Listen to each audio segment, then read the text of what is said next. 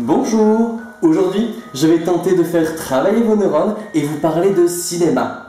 Bon, pour vous parler de cinéma, je dois vous parler d'un genre de film en particulier que les filles ont peur de regarder. Les films d'horreur. Hier, j'ai décidé de visionner toute la série des Scream. Oui, vous voyez, le tueur avec son masque en forme de fantôme qui appelle ses victimes avec son forfait, généralement des filles, pour les faire saigner. Non, il ne les viole pas. Enfin, pas encore. J'ai été surpris de voir que ça avait mal vieilli. En même temps, on peut plus faire ça en 2012. Hein. Vous imaginez Ghostface appelant sa victime avec son forfait free? On parle de Scream, mais la petite Tabata, dans le film The Ring, ou Le Cercle, pour les anglophobes, elle peut fermer son clapet, hein? Bah, c'est vrai, avant, elle rentrait et sortait facilement des téléviseurs à tube cathodique. Et pas catholique, parce que les curés ne rentrent pas dans la télévision, mais ailleurs. Bref, maintenant, avec les télévisions à écran plat, elle ne peut plus sortir pour tuer des gens, non. Elle a plus 15 ans la mioche, elle a plus du gras. Et pour faire peur de nouveau, elle va devoir passer sur M6 pour faire une cure d'amaigrissement. Courage ma belle. Bon ma chérie Tabata, j'ai bien reçu ta fiche. Alors, tu aimerais perdre du poids pour continuer ton travail. C'est bien ça? Alors, ton travail est... Ah oui voilà, tu es tueuse en série... Ah oui, tu es tueuse en série via une VHS maudite. C'est original ça. Bah allez, on y va tout de suite.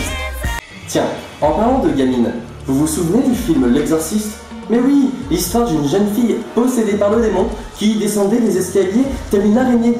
Juste pour faire ça intéressante. Dans ce film, on parle d'exorcisme. Mais j'y crois pas moi. Mais non, c'est juste une jeune fille qui passait au stade de la crise d'adolescence. Souvenez-vous, la puberté, les boutons, la peau grasse, sans oublier sa mère qui lui demandait à chaque fois de ranger sa chambre. C'est normal de péter un plomb. Vous ne trouvez pas qu'on se fout un peu de nos gueules dans les films de zombies?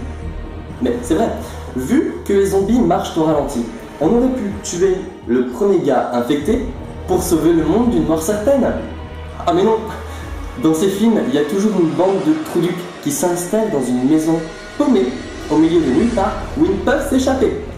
Bon, il y a leur voiture, évidemment il n'y a plus d'essence, et la tondeuse à gazon sur le macadam, c'est pas évident. Hein. Vu qu'ils ne peuvent pas partir, ces abrutis décident de démonter les meubles pour se barricader. Petit conseil de survie, au lieu de tout démonter, pourquoi ne pas rentrer directement dans les meubles? Une petite commode pour un enfant, une armoire pour un adulte, quelqu'un qui se sacrifie pour fermer tout ça à clé, des chips et du coca, c'est la vie assurée. De rien.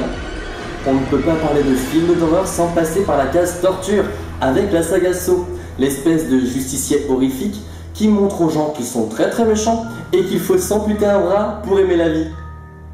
Les gens trouvent ça dégueulasse, mais ouvrez les yeux, hein. Vous faites ça dans la vie de tous les jours, croyez-moi.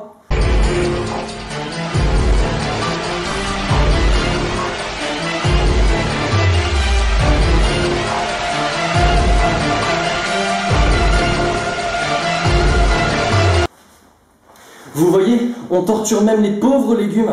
Et je ne parle pas des personnes âgées dans les maisons de retraite. Hein. Et ne parlons pas des animaux qu'on tue pour manger ou qu'on voit mourir pour le plaisir. Mais que foutent les associations de protection des animaux contre le fourrage de dinde à Noël? Je me la pose cette question. Ça m'arrive de me poser des questions. Tiens, en parlant de viande, vous ne pensez pas que Leatherface du film Massacre à la tronçonneuse devrait passer son CAP de boucher? Déjà pour lui apprendre qu'il y a des contrôles d'hygiène, et aussi pour lui dire qu'une tronçonneuse est beaucoup moins précise qu'un couteau. Bon, autant avec les carcasses d'adolescents, il fait de magnifiques canapés, mais pour l'alimentaire, il n'est pas très très doué. Hein. Et en plus, il découpe le visage de ses victimes parce qu'il a des problèmes de peau. Mais s'il avait fait des gommages ou des masques au concombre, il aurait une meilleure peau, non? Enfin, il n'aurait plus besoin d'utiliser celle des autres. Si vous aimez cette vidéo et certaines de ces blagues, vous pouvez en parler à la machine à café de votre boulot. Enfin, si vous avez une machine à café et un boulot. Dans la prochaine vidéo, nous vous parlerons des combats de bébés Fight Club dans le parking souterrain du McDonald's d'Ivry-sur-Seine. Allez, au revoir!